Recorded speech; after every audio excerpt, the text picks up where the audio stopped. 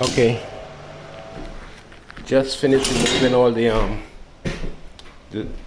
molding and the carpet strips around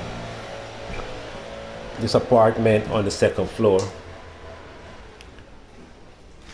So you gotta come and clean up all of that debris that I make. And there's some holes right here in the wall. I cut them square so that I could put in the sheetrock when I'm ready to do that.